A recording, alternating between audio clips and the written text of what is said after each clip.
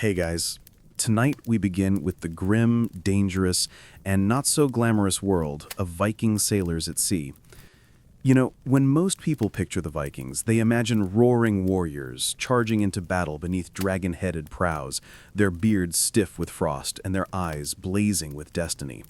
But tonight, we're not chasing glory. We're curling up under the same freezing sailcloth those men once called home, to understand one simple but brutal question. How did they sleep, if they slept at all, during those endless winter voyages across the North Sea?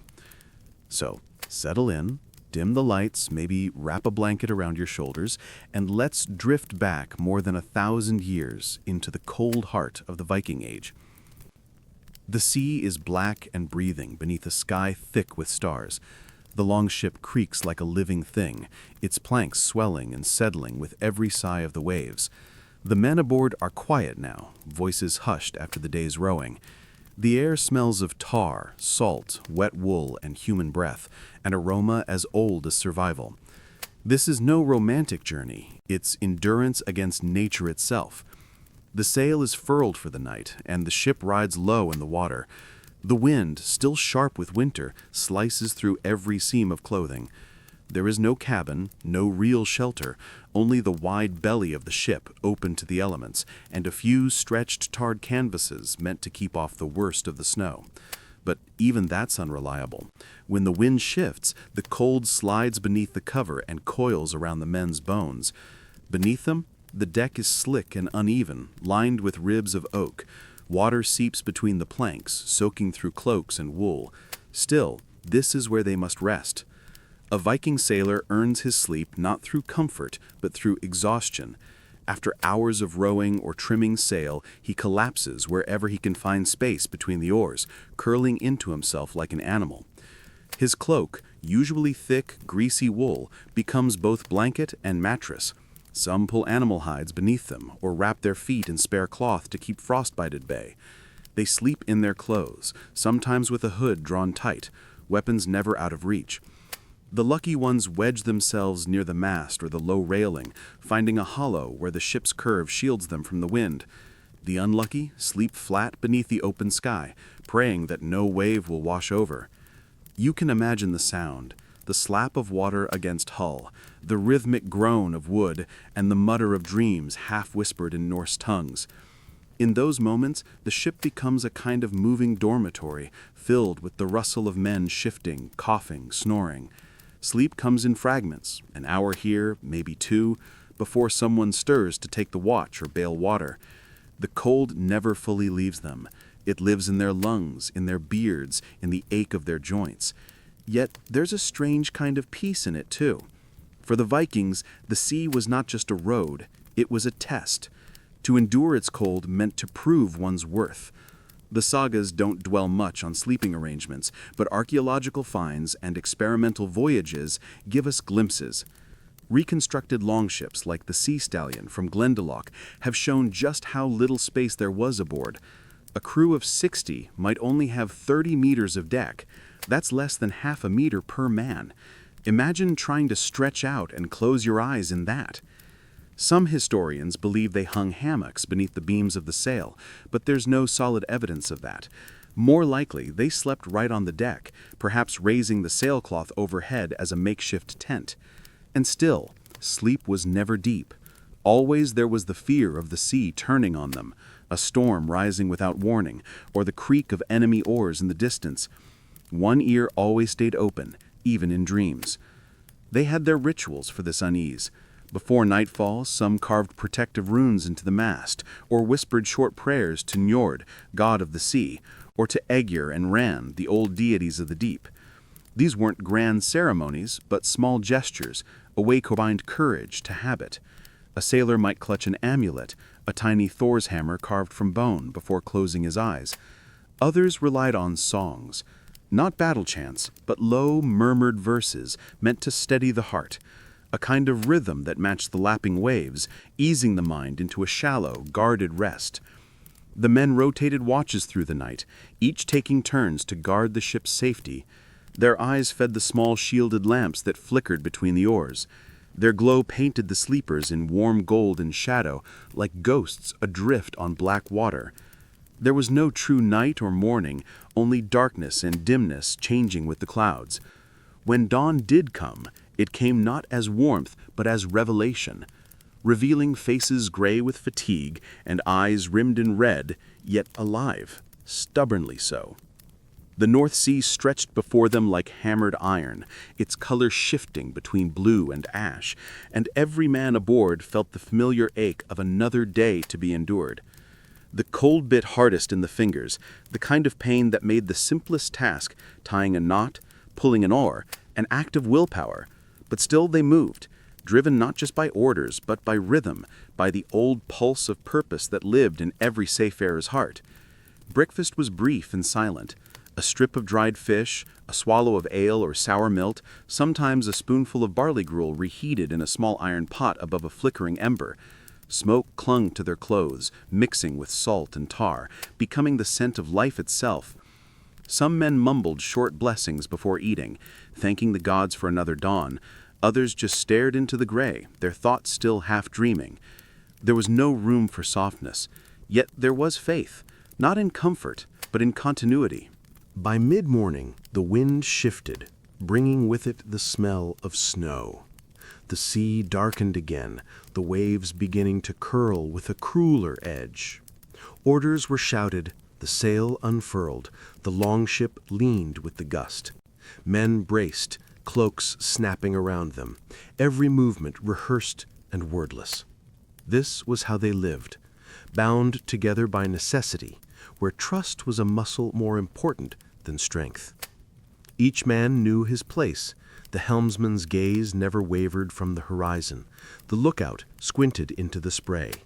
Beneath them, the deck shuddered, and those who had stolen a few minutes of rest earlier now found themselves wide awake again.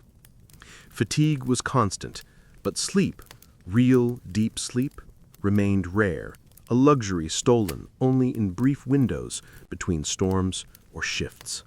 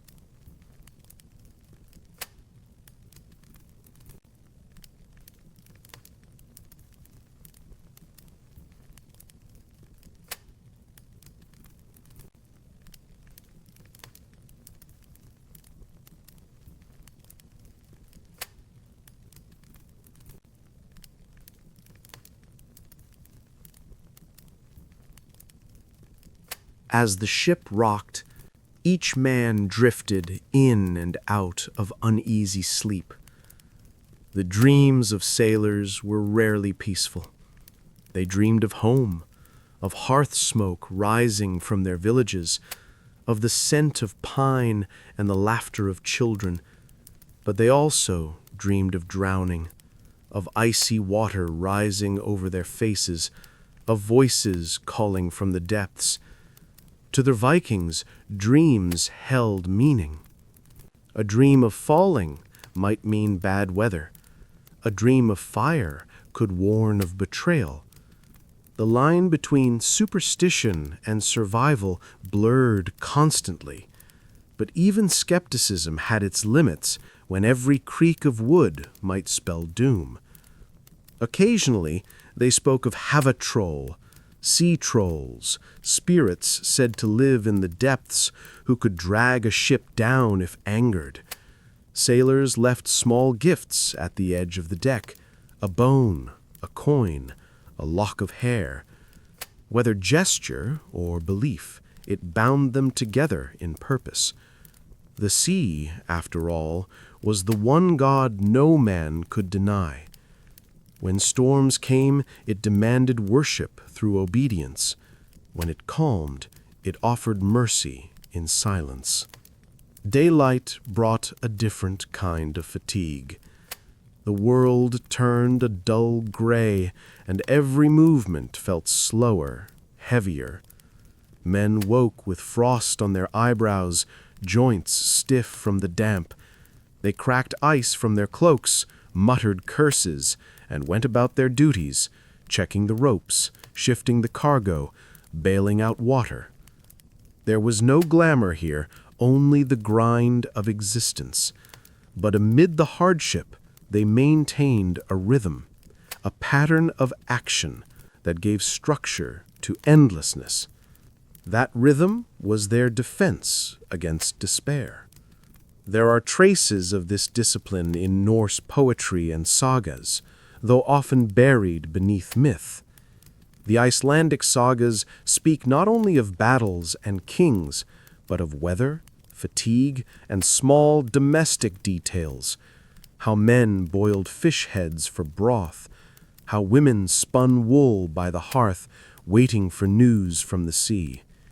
To read these old stories is to see the same human pulse that beats in us still, the need for order amid chaos.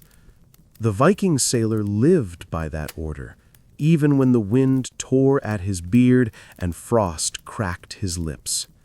It's important to remember that these voyages weren't endless wars or raids. Many were journeys of trade or exploration, weeks or months at sea carrying furs, amber, timber, or slaves to distant ports. The longships themselves were marvels of design, shallow drafted, flexible, and built to withstand both river currents and ocean swells. Yet for all their engineering brilliance, they offered no shelter from cold. Some ships were fitted with awnings or simple wooden frames draped in hides to form crude tents. Beneath these, men huddled together, forming what might be called a communal nest, a cluster of warmth and breath where sleep was shared, not owned. Scholars have debated whether hammocks or slings were ever used aboard Viking ships, as later sailors did. The evidence is uncertain. No surviving artifact confirms it, and Norse sagas make no mention. Speculation, Lucius, it's possible that in later centuries, when shipbuilding evolved, the idea of suspended sleeping places emerged through cultural exchange with southern traders. But for the Viking Age proper, sleeping likely meant the planks, the cloaks, and the company of one's crewmates. Nothing more. The act of sleeping became ritual itself. Before nightfall, they would eat together, perhaps a stew of barley, fish, and whatever dried herbs they had brought from home. Someone might tell a story. the tale of a hero who conquered storms or a trickster who outwitted death. Laughter would break through the chill, soft and fleeting. Then, as the last light faded, silence would return. Each man arranged his cloak, his weapons within reach, his charms near his heart. They would lie still, listening to the heartbeat of the ship, the steady rhythm of wood against wave. And in that rhythm, something sacred happened. The boundaries between dream and waking blurred. The sea, the ship, the men, all became one breathing organism. When one stirred, another adjusted. When the ship tilted, their bodies leaned in unison. It was a choreography born of survival, an unconscious communion that made them more than individuals. Perhaps that's what kept them sane, the sense that they belonged utterly to something larger than themselves. Night after night, they endured this floating existence. The sky changed, but never softened. The stars were distant, indifferent. Yet even in such brutal simplicity, there was beauty. The frost glittering on the edges of shields, the reflection of firelight on wet timber, the low hum of a song carried over water. These moments stitched their world together, held it from unraveling. The winter voyages were the hardest, but also the most revealing. In surviving them, the Vikings proved not only their strength, but their adaptability. They learned to find warmth in movement, companionship in hardship, faith in repetition.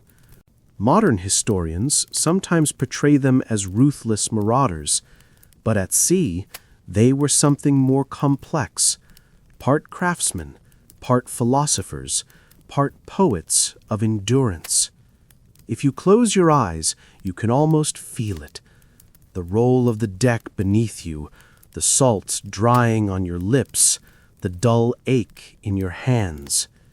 You can hear the whisper of a man beside you murmuring in his sleep, the faint crack of ice underfoot, the deep, slow sigh of the ocean. It's not a place for comfort, but it is a place of clarity. Here, in the heart of the northern night, the Vikings found the meaning of survival. Hey guys, tonight we drift deeper into that endless northern night, where the sea breathes cold and steady, and every hour feels the same. The men aboard those Viking ships have long since lost track of time. The sun barely rises now. When it does, it hangs low, weak and red, giving just enough light to see the mist curling along the water's edge. There is no sense of day or night anymore, only the rhythm of duty, the creak of oars, and the brief stolen moments of sleep. The sea is an eternal companion, sometimes patient, sometimes cruel, but always present.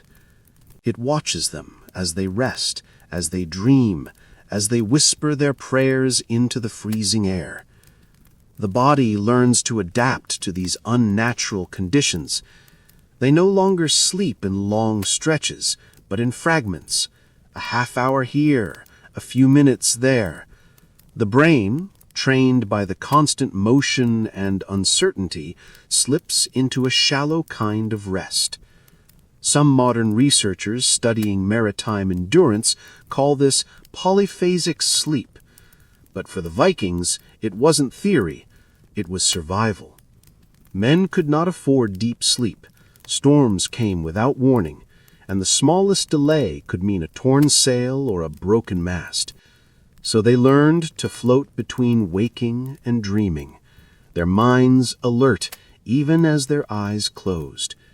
The older sailors could wake at the slightest change in the ship's rhythm, knowing instantly if something was wrong. It was said that the sea spoke to the hull to those who listened long enough, and perhaps it did. In these drifting half-dreams, memory became both comfort and torment.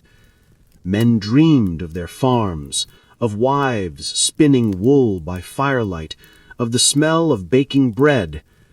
But the mind, cruel in its precision, would also conjure faces of the dead, brothers lost to raids or sickness, fathers buried beneath stones that now lay buried under snow. The line between vision and hallucination blurred when hunger and cold set in.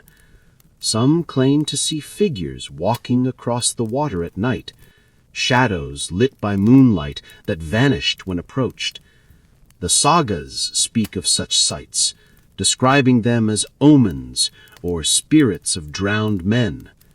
Speculation, Lucius.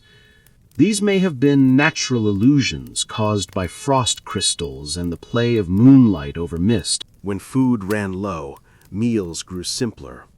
Dried fish soaked in seawater, hard bread softened with frost, or porridge cooked hastily in a small iron pot balanced on the deck. Salt burned the lips, and hunger dulled conversation. Still, they found small joys, carving bits of wood into charms, humming fragments of old songs. Music mattered. Even a single verse spoken under the breath could stir warmth, could remind a man that he was more than a body enduring the cold. Norse poetry was both entertainment and medicine. Its rhythm soothed, its sound echoed the heartbeat of the oars. Scholars often overlook this side of the Viking world, the quiet, interior life of the sailor. The sagas praise bravery and conquest, but hidden within them are glimpses of loneliness, longing, and reflection. One Icelandic fragment describes a sailor staring into the sea's dark glass, seeing the sky's reflection and thinking it another world. That blend of poetry and practicality defined in Norse mind. They were not numb to beauty. They simply accepted that beauty and danger were inseparable. During winter voyages, sleep and death were cousins. A man could drift into one, thinking it was the other. Hypothermia came silently, beginning with shivering, then stillness. Companions would check one another, making sure the silence beside them was not final. They had no doctors, no comfort beyond warmth and vigilance. Yet, in this shared vulnerability, something profoundly human persisted. A man might give up his cloak to another, knowing it could mean his own end. Compassion, even among warriors, was part of survival. Archaeological findings from burial sites near Roskilde and Oseberg show that many sailors were buried with small personal items, wooden combs, bits of fabric, and sometimes sleeping rolls made of fur. These remnants suggest how central rest and ritual were to daily life, even for those who spent much of it in motion. To sleep, in a world of ice and sea, was an act of faith. The Viking worldview accepted hardship as inevitable, but not meaningless. The sagas taught that fate, weird or urd in Old Norse, wove every life. No man could escape his thread, but he could meet it with honor. To rest without fear, even when the storm howled, was its own kind of courage. Each breath taken in that frozen dark affirmed the will to endure. Sometimes, in the rare calm between storms, the men would rise before dawn to watch the sky. The northern lights shimmered across the horizon, flickering curtains of green and violet that made even the hardest men fall silent. To them, it was the Valkyries, warrior maidens crossing the heavens, carrying souls to Odin's hall. Modern science tells us it was charged particles in the upper atmosphere, but to those sailors, it was a promise that the gods still watched, that their struggle was seen. Even the most rational man among them might feel a stirring in his chest, a reminder that the world was vast, mysterious, and alive. When the light faded again, and they settled once more among their furs, that memory of the sky's dance lingered. It was enough to warm them through another night. The sea was never truly still, but sometimes, for a few hours, it felt merciful. The sound of oars ceased, the wind softened, and the longship drifted. In those hours, sleep came more easily, and the men dreamed not of home, but of the endless sea itself, dark, cold, infinite, and strangely gentle. Every voyage that survived the winter left behind stories. When those men returned home, they spoke of ice so thick it broke oars, of stars that seemed close enough to touch, of nights when even the sea froze around them. But they also spoke of laughter in the dark, of shared warmth, of faith that held against the void.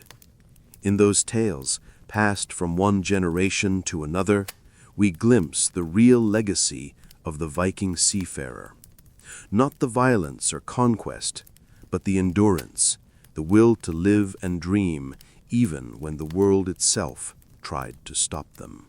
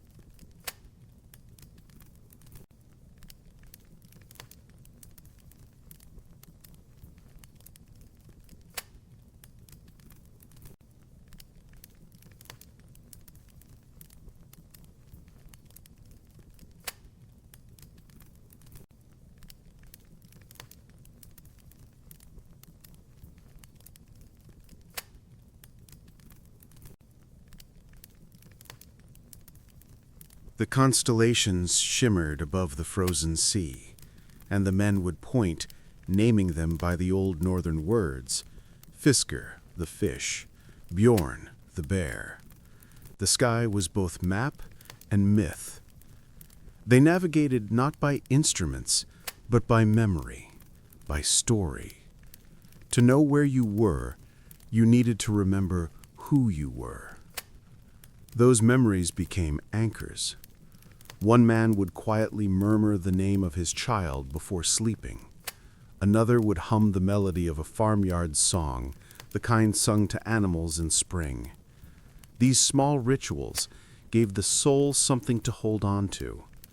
They were invisible threads linking each man to the life he hoped to return to. Sometimes, when exhaustion overcame them, they would fall asleep mid-watch. The others didn't wake them. There was no anger, only understanding. A man who slept standing might dream of warmth, might for a moment forget the frost clinging to his beard. They knew those dreams were precious. To dream was to remember that comfort once existed, and therefore might again. As dawn returned, pale, weak, hesitant, the deck glistened with frost. The men stirred, stamping their feet to bring feeling back into them. Someone muttered a prayer. Someone else cursed softly. They began again. Oars dipped into the black water, and the sound of synchronized motion filled the air. The longship moved forward, cutting through the ice-crusted sea with the slow determination of creatures that refused to die. And yet, even as their bodies ached and their minds dulled, there was beauty. The sunrise spilled gold across the water, catching on the frozen spray along the ship's edge. The world glowed briefly. No one spoke. There was nothing to say. Each man simply watched, and in that silent communion, they understood what their ancestors had always known, that survival, in itself, is sacred. The Vikings did not conquer the sea. They learned to live with it, to match its rhythm breath for breath. Sleep, hunger, faith, and fear all blended into one long act of endurance. And in that endurance, they found meaning. Not glory or riches or fame, just the quiet certainty that life, even when stripped of comfort, still held something worth holding on to. And that, perhaps, is the true secret of their legend. Not that they were fearless, but that they were afraid and went anyway. The frost on their faces, the ache in their bones, the endless rhythm of the waves. These were not obstacles. They were reminders. Reminders that courage is not loud. It is the act of closing your eyes on a freezing deck, trusting that when you wake, the world will still be turning. Hey guys, tonight, as the waves whisper against the hull and the wind sharpens into a blade, we enter the quiet heart of the Viking mind. Out there on the winter sea, where sleep is scarce and reality dissolves into frost and memory, men begin to drift between waking and the world of the gods. To understand how Vikings survived those nights, not just with their bodies, but with their souls intact, you must first understand what sleep meant to them. It was never just rest, it was passage. In Norse belief, dreams were doors, thin places between Midgard, the world of men, and the realms beyond. When a sailor closed his eyes on that icy deck, he wasn't merely surrendering to fatigue, he was stepping across a threshold. The ancients called it Draumer, visions that could be omens or warnings. Archaeological evidence and sagas suggest that sailors believed certain dreams came from Odin himself, the one-eyed wanderer who roamed the world seeking wisdom. To dream vividly was to be chosen, touched by the divine. But to dream of drowning or storms was to face prophecy. The saga of the Greenlanders and the saga of Eric the Red both speak of restless nights at sea, where men would wake screaming, claiming to have seen the waves turn to hands reaching upward. Whether those stories were based on hallucination or faith doesn't matter. What mattered was how they understood them. Fear in Viking culture wasn't a weakness. It was communication. The sea, the gods, the dead all had voices. Sleep was when you listened. Imagine it now. A Viking sailor lying beneath the curved ribs of a ship, his cloak stiff with frost, his breath turning to steam in the starlight. He drifts into half-sleep, hearing the groan of timbers and the slow lap of water. And then something changes. The sound becomes rhythm. Rhythm becomes meaning. He sees a hall of light in his mind, walls of fire and shadow. A figure standing at the far end, perhaps Odin, perhaps a dead brother, perhaps only the echo of exhaustion. He doesn't know, but when he wakes, he feels different, strengthened, steadied. The mind, even in torment, has found a reason to endure another day. There's a psychological truth here that historians only recently began to appreciate. Chronic sleep deprivation can lead to micro-dreaming, short bursts of vivid, immersive hallucination that feel more real than waking life. For the Vikings, who spent weeks without proper rest, these visions might have shaped their understanding of the spiritual world. Speculation, Lucius. These hallucinations were interpreted as divine contact, reinforcing their belief that every voyage existed under the gaze of higher powers. They called the sea Aegir's realm, after the ancient Jotun who brewed storms for sport. When the waves crashed against the bow, some said it was Aegir's laughter. To survive, they didn't deny the terror. They personified it. Fear became myth, and myth became control. By naming the chaos, they made it something they could speak to, pray to, and perhaps persuade. Even their language shows this connection. The Old Norse word for nightmare was martröd, literally mare ride. It referred to a dark spirit that pressed on the sleeper's chest, stealing breath. The belief was widespread across the north, and it gave a name to the suffocating panic of night terrors brought on by exhaustion and cold. When the Vikings described these attacks, they didn't talk of anxiety or hypoxia. They spoke of unseen forces. And yet those unseen forces served a purpose. They reminded the men that survival wasn't merely physical, it was spiritual endurance. The sagas also mention utisetta, the practice of sitting out alone at night to seek visions.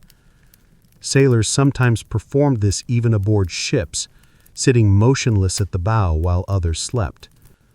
The goal was not rest, but revelation. It was said that those who kept vigil might receive dreams from ancestors or gods. Speculation, Lucius. These solitary watches helped prevent panic during endless nights, giving a man a sense of agency in a world that otherwise stripped him of control. When you cannot change the storm, you can still choose to face it consciously. There's archaeological evidence, too, of small wooden amulets and carved runes found in ship burials, Some feature algis, the Arun of defense, or Ansus, linked to Odin and inspiration. These tokens might be clutched in hand as the men drifted off, a physical link between body and belief. A way of saying, I am not alone, even here. As days blurred into weeks, their sense of time dissolved. There were no clocks, no sunrise they could count on through the storm clouds. Sleep came in cycles of exhaustion, not hours. One sailor's rest began when another's ended. The line between day and night became irrelevant. All that mattered was the next task, the next moment of stillness stolen from the elements. The Norse called this at halda ut, to hold out. Hey guys, tonight, as the frozen wind howls through the North Sea and the world narrows to a horizon of gray mist and salt, we sail deeper into the reality of how Viking sailors actually survived sleep aboard their winter voyages. The myths are poetic, but beneath them lie bones, wood, and evidence, the kind historians can touch, measure, and verify.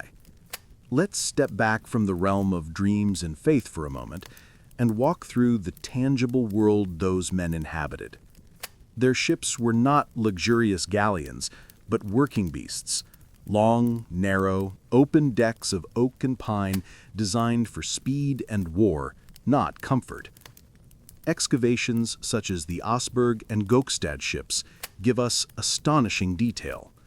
Both vessels, buried in Norway, date from the 9th century and reveal exactly how limited the space was.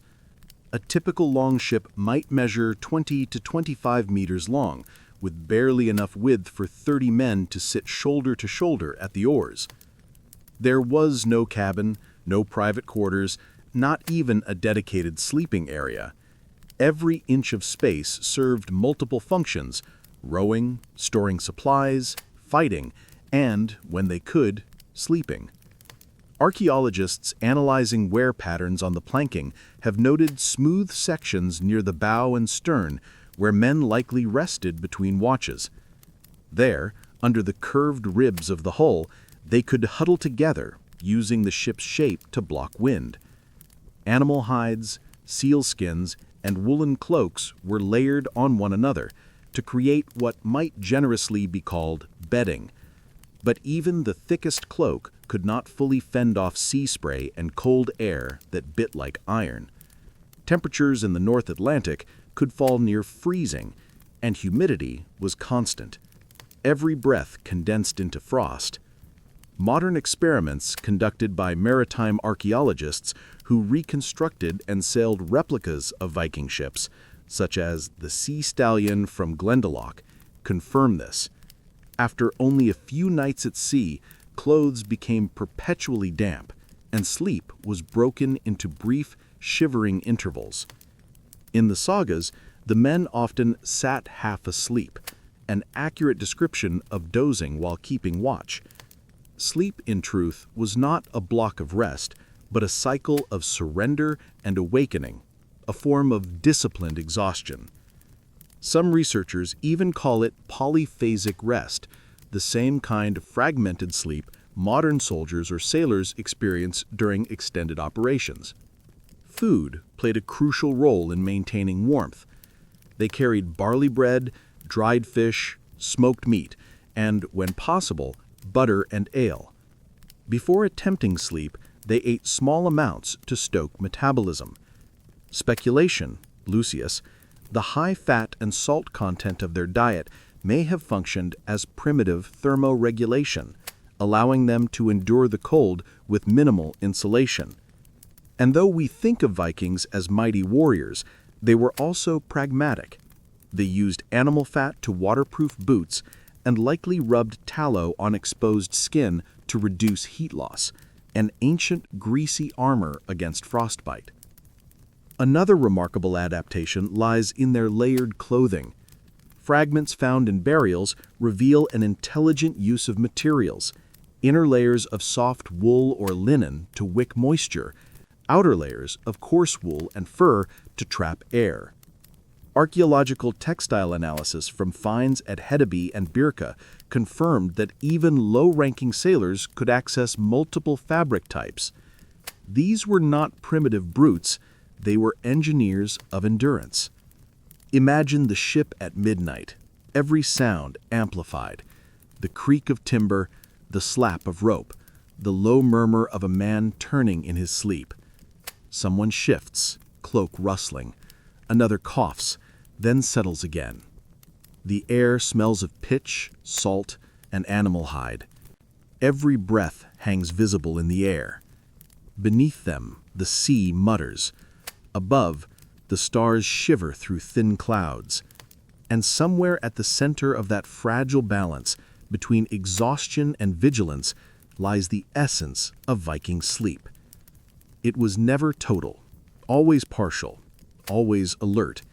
To sleep deeply was to risk death, to be caught unaware by a sudden squall or by enemies approaching in the fog. Their very survival depended on the rhythm of alternating rest and readiness. And yet, even in that tension, there was humanity. Some sagas mentioned laughter, stories, even gentle songs sung before the men drifted into their uneasy dreams. These were not luxuries, they were medicine for the spirit. Modern psychologists studying extreme environments, from Antarctic stations to submarines, confirmed that storytelling and ritual dramatically reduce stress and maintain group cohesion. So when the Vikings told tales of gods and heroes before sleeping, they weren't just passing time, they were regulating morale. Every verse was a heartbeat against despair. Fire was another anchor. Though open flames were dangerous aboard wooden ships, Vikings carried small iron fireboxes lined with sand in which they burned embers from the last shore fire. These smoldering coals could warm hands and dry wet garments. At night, they placed these near the hull to generate slight warmth, a fragile thread of comfort in the dark. Evidence from ship burials even suggest that small soot stains on boards might mark where such hearths once stood. Yet there was always the fear of the ocean's wrath. One rogue wave could snuff out fire, sweep over the deck, soak their bedding, and remind them that warmth was borrowed, never owned. And so they adapted. They learned to sleep in cycles aligned with watches. A typical Viking crew divided the night into 3 or 4 shifts.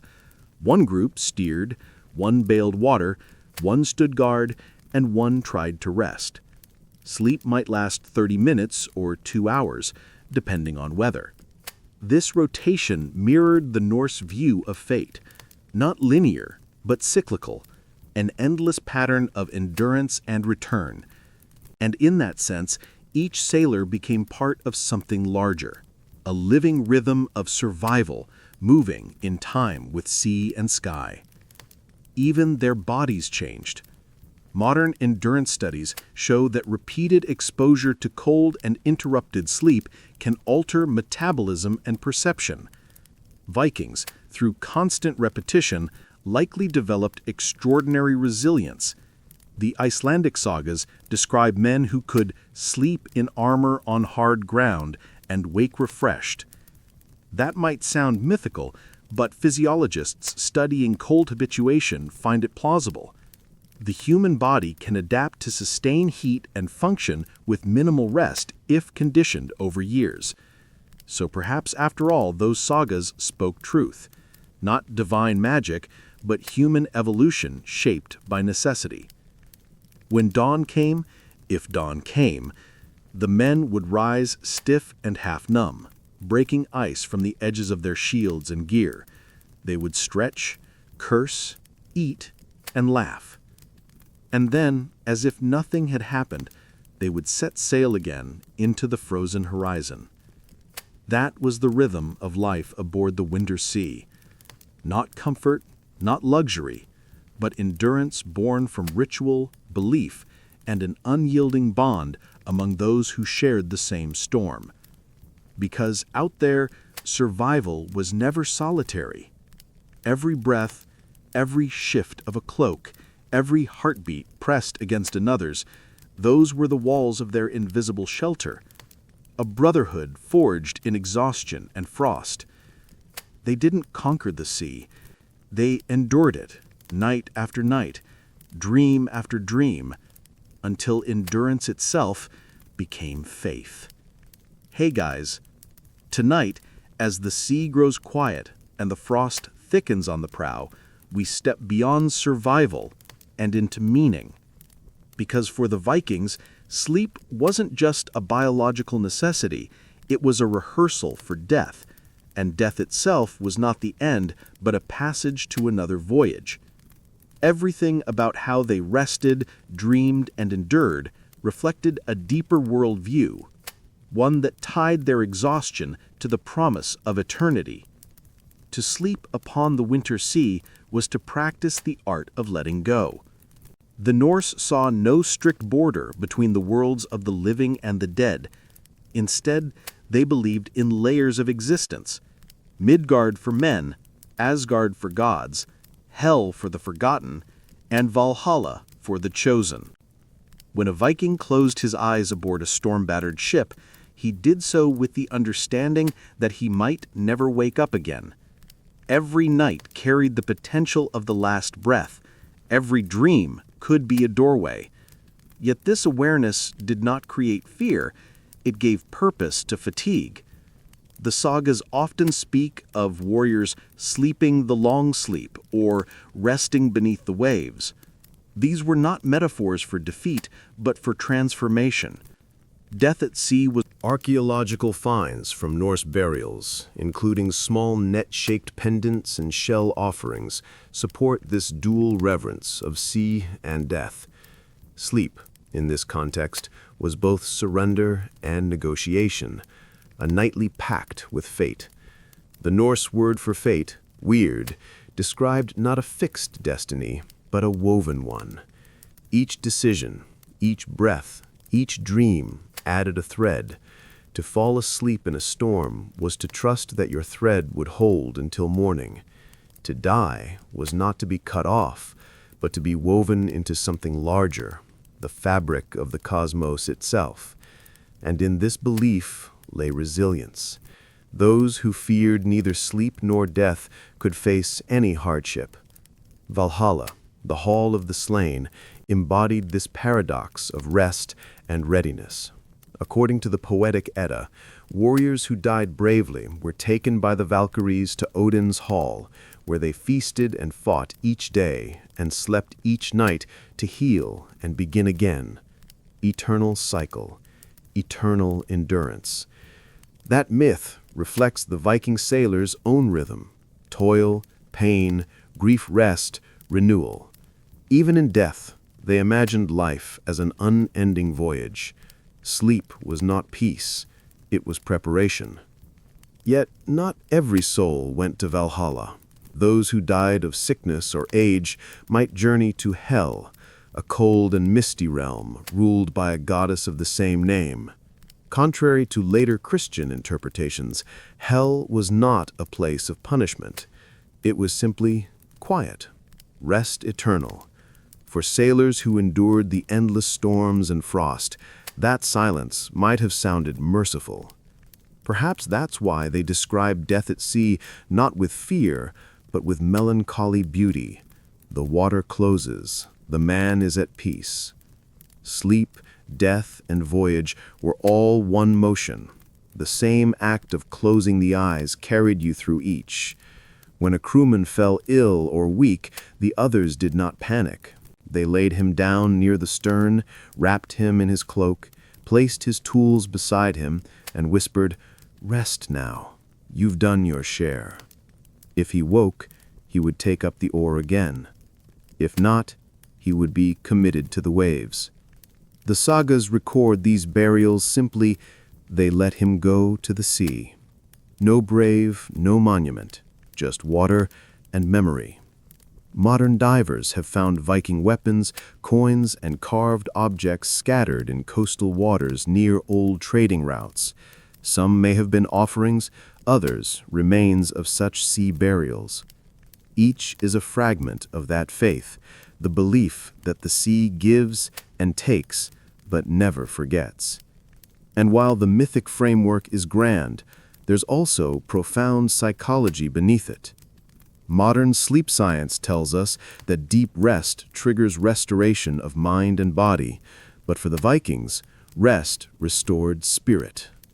In a life of relentless cold, hunger, and danger, the idea of Valhalla offered moral warmth. It told them that endurance had meaning. To struggle was to earn peace. This belief system, historians argue, created some of the most resilient people in human history. They accepted suffering not as tragedy, but as an essential condition of existence. Every night's sleep, therefore, became a microcosm of that philosophy, a small death followed by rebirth with the dawn. What's striking is how seamlessly this mindset merged practicality and faith. Before sleeping, some sailors performed small rites, touching their weapons, murmuring the names of ancestors, or laying their hand on the mast as a gesture of gratitude. Speculation, Lucius.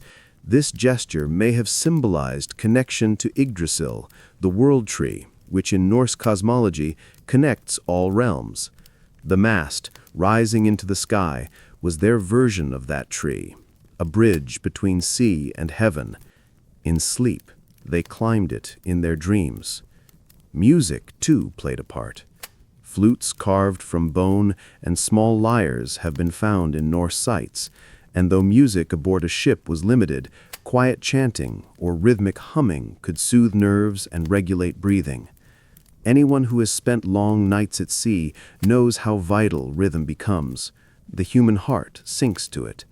The Norse had a word for this, seidr, a kind of spiritual practice blending song and trance. Female shamans called volur were said to use seidr to enter visionary states. Sailors, far from home, might have done their own humble version, singing softly into the dark to blur the edge between wakefulness and dream. In doing so, they found rest where there was none. As dawn approached, the world returned in fragments, the crack of ice, the creak of oars, the grunt of men waking from frozen slumber. They would rise, beat frost from their cloaks, and drink from shared cups. Their faces would be pale, eyes swollen from the cold, yet alive. That in itself was victory. For every night they survived, they rewrote the odds written by wind and water. And every time they closed their eyes again, they trusted that even if death came, it would not be the end, only another voyage into another sea. If there is something modern listeners can take from this, it is the understanding that comfort has never been humanity's measure of strength. The Vikings remind us that endurance, physical, mental, and spiritual, is a choice repeated every day, every night, every weary breath. They teach us that rest, however imperfect, is an act of defiance, that even in the bleakest conditions, meaning can be carved from frost and faith. So tonight, as you drift to sleep in your own warm bed, imagine the sound of the sea against an old wooden hull, the whisper of wind through the rigging, the soft murmur of tired voices. Imagine those men, wrapped in furs, dreaming of home, of gods, of light on frozen water, and know that across 1,000 years, the essence of their struggle still hums within us, the yearning to endure, to dream, to wake again. Before you close your eyes, remember to leave a like if you found this story fascinating, and subscribe if you want more journeys into the forgotten corners of history. And tell me, where are you listening from tonight? Somewhere cold? Somewhere quiet? Either way, may your sleep be peaceful and your dreams vast, for even the Vikings believed that the Sea of Night could carry us home. Hey guys, tonight we sail even deeper, past the realm of myth and into the quiet science of survival, into the very pulse of what it meant to be human on a Viking ship adrift in the dark winter sea. The world of the Vikings was defined not just by conquest and courage, but by endurance, by the way they made existence possible in places that should have been impossible to live in. Every breath, every fragment of warmth, every hour of rest was earned with ingenuity and discipline. When we talk about how they slept, we are really talking about how they refused to die. The longship was both a weapon and a home. Its sleek design, symmetrical bow and stern, and overlapping planks gave it strength and flexibility. But that same elegance offered little comfort. In winter voyages, especially those along the North Atlantic route to Greenland or down through the Irish Sea, the air cut like glass, and the deck froze beneath their feet. There was no enclosed cabin for the crew, only the Skalderborg, a temporary wall of overlapping shields along the sides, offered partial protection from wind and spray. Beneath those, sailors tried to carve a semblance of warmth. Animal skins and cloaks were their walls. Layers of straw or hay created a thin barrier between body and timber, trapping just enough air to slow the cold. The strongest men took the outer positions, shielding the younger ones within. There was hierarchy even in sleep, earned by age and strength. But there was also deep camaraderie. Speculation, Lucius. It is likely that such patterns of sleeping in close formation fostered unspoken bonds, trust built not through words, but through proximity, the kind of closeness that makes survival communal rather than individual. Beneath the low sail, the air was thick with the scent of tar, smoke, and wet wool. The soundscape was haunting, the creak of the hull, the whisper of waves, the occasional cough or a muttered dream. A Viking ship in the night was not quiet, but rhythmic, a breathing organism of wood and will. The men slept in shifts, rotating between rowing, watching, and resting. On nights when storms rose, no one truly slept. They lay braced, half-conscious, hands still clutching ropes, bodies attuned to the tilt and roll of the sea. It was endurance through awareness. Their rest was not escape, it was calibration. And when the sea finally calmed, when the moon hung steady, Odin hung from Yggdrasil in torment to gain wisdom. This cosmic fairness, the idea that pain was the price of power, allowed them to accept suffering without losing meaning. To a Viking sailor, sleeplessness, hunger, and frost were not punishments, but tests, and every test passed was a victory. In the sagas, this is echoed again and again. The sea is not the enemy, it is the teacher. Take, for instance, the saga of the Greenlanders, where sailors recount nights of near death, of sleeping soaked in their own breath frost, yet waking laughing because we lived to see the dawn. That laughter wasn't madness, it was a declaration of triumph. Modern endurance psychology calls this reframing, turning hardship into proof of strength. The Vikings lived this centuries before it was studied. Speculation, Lucius. Their ritual songs before sleep, low chants of shared rhythm, may have served as a primitive form of meditation or mental conditioning, slowing the heartbeat and calming the mind for survival rest. Archaeological evidence of bone flutes and wooden lyres supports the role of rhythmic sound in emotional regulation. Yet beyond physiology and philosophy, there was tenderness here. Quiet, unspoken care. In some sagas, men are described covering a fallen comrade with their own cloak or offering a corner of dry fur. The act wasn't just kindness, it was sacred reciprocity. The Norse believed that generosity was one of the highest virtues.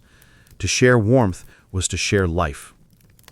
When one man kept another alive, he earned both earthly honor and divine favor. The gods, after all, valued courage and compassion equally. The morning after these frozen nights carried its own ceremony. The crew would rise stiff, scrape ice from the ship's planks, and stretch beneath pale sunlight. The cook, Often the oldest man aboard would rekindle a small brazier in a middle bowl, heating broth or porridge. The smell of smoke and salt signaled renewal. This ritual of waking mirrored rebirth, the triumph of life over death. Each dawn reaffirmed their purpose: trade, discovery, or conquest. And though their world was one of constant peril, the pattern of survival gave them rhythm, identity, and pride. But imagine this.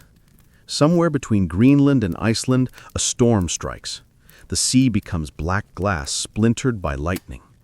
The sail tears, the ship reels, and the men huddle together, soaked and shivering. In such a night, no one sleeps.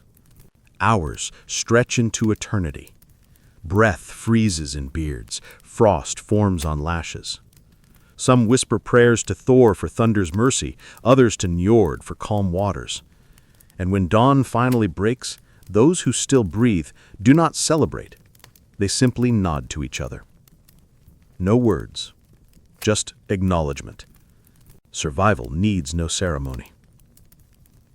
Modern historians often romanticize the Viking endurance, but the truth is, it was brutal and raw. Many died not from battle, but from exposure, exhaustion, or infection. Yet even those deaths fed the legend. To die at sea was not to fail, it was to fulfill destiny. The Norse had a saying, "Cattle die, kin die, but the fame of the brave never dies." Perhaps this was why they could sleep in the shadow of death and still dream. The Viking sailors' sleep, then, was more than biological. It was existential. It was the human spirit's refusal to surrender to darkness. They may have been half frozen, half starved, but within those shared furs, under those whispering stars, they dreamed of home, of gods, of mead halls and warmth.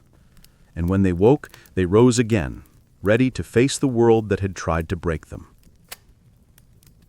Before you drift off tonight, remember, what they endured so effortlessly, we now pay to simulate in survival documentaries. They did it not for glory, but because it was life. So take a breath, appreciate your shelter, your warmth, your rest. And if you found yourself carried away by this voyage across frozen seas, leave a like, subscribe if you haven't, and tell me, what kind of dreamer would you have been aboard that ship? The one who kept watch, or the one who dared to close his eyes beneath the storm? Hey guys, tonight we go further still. The sea stretches endless, gray, and unyielding, and the longship rocks beneath a sky thick with frost. In the darkness, you begin to understand something profound about those men. That their strength was not born from steel or raids or legends, but from quiet endurance. The ability to find rest where no rest should exist. Sleep, for the Viking sailor, was not a luxury, but an act of defiance. Imagine the heart of winter in the North Atlantic, winds howling through the rigging, spray freezing as it hits the deck, and waves taller than the ship itself. Beneath a tarred sail, men lay in clusters, their cloaks stiff with salt, their beards iced white. The night offered no comfort, only a fragile peace between storms. Yet even here there was order.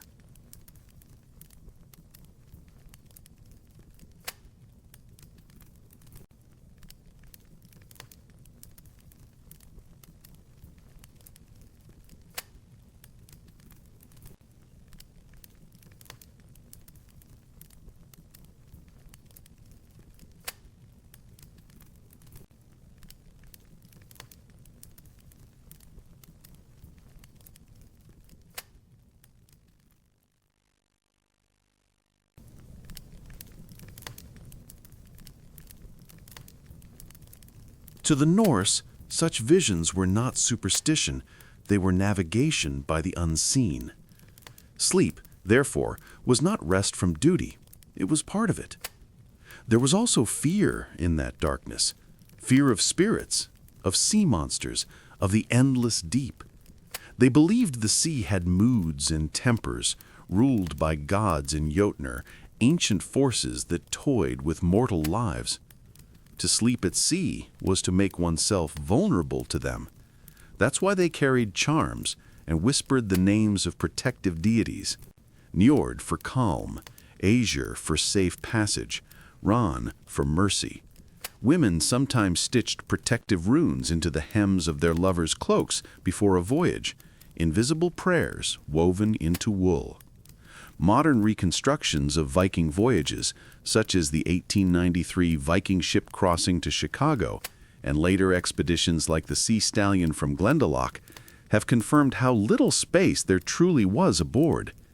Crews of 30 or more men slept in an open deck barely the size of a modern bus. Every plank creaked, every breath was shared. Yet participants in these reconstructions often reported something unexpected, a strange peace in that closeness. They described waking to the sound of waves and feeling part of something ancient and unbroken. It was uncomfortable, but it was also pure. The Norse valued that purity, the simplicity of endurance. To sleep through hardship without complaint was a badge of honor. They didn't romanticize suffering, they respected it. A man who endured without breaking was considered steady, traust, a word that implied both physical and moral strength. In their society, reliability mattered more than comfort. You could not trust a man who feared cold or darkness. So their sleep rituals, minimal as they were, became quiet demonstrations of fortitude. As the voyage dragged on and days blurred, the sailors lost track of time. Without clocks, they followed the stars and the rhythm of rowing. Sleep came when it could, not when it should. Sometimes in minutes, sometimes in hours. The concept of a full night's sleep was foreign to them. Their pattern was polyphasic, short, frequent rests rather than long slumbers. This method, now studied by sleep scientists, allows for quicker recovery in harsh conditions. The Vikings lived it out of necessity centuries before it was understood. And through it all, the ship moved forward. The world was cruel, yes, but never still. That was the secret. They matched their endurance to the motion of the sea. The moment you stopped fighting it, you survived. That was Viking wisdom in its truest form. Before we close tonight's voyage, take a moment to imagine that. Lying beneath a frozen sail, shoulder to shoulder with men who trust you with their lives, your heartbeat sinking to the rhythm of the waves. Every sound around you is alive. You are cold, exhausted, but strangely at peace. Because in that darkness, surrounded by the endless sea, you are part of something that endures. If you've made it this far through the story, thank you for sailing with me tonight. Remember to like the video and subscribe if you enjoy these journeys into forgotten worlds. Leave a comment telling me where you're listening from, and tell me this: would you have dared to sleep beneath the sail, or would you have stayed awake with the watch, staring into the night, waiting for dawn to break over the endless winter sea?